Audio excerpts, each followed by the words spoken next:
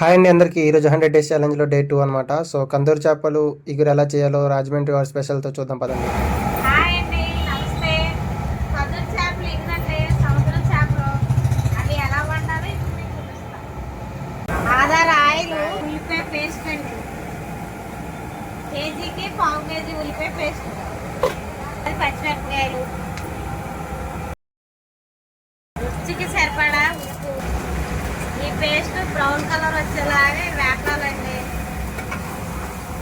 Colour వచ్చిన తర్వాత అల్లం వెల్లుల్లిపాయ పేస్ట్, మిరపకాయలు ఆడిచ్చిన కారం పొడి,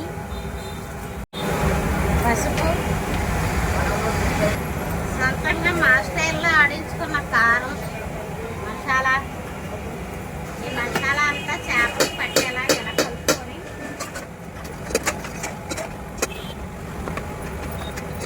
ఒక 10 నిమిషాలు మగ్గనిచ్చి దీని తర్వాత తగినన్ని నీళ్ళు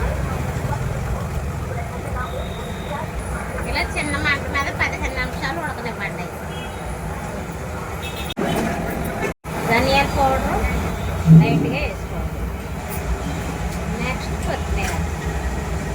అంతేనండి, సముద్రం కదరు చేపలు ఇగురు కర్రీ.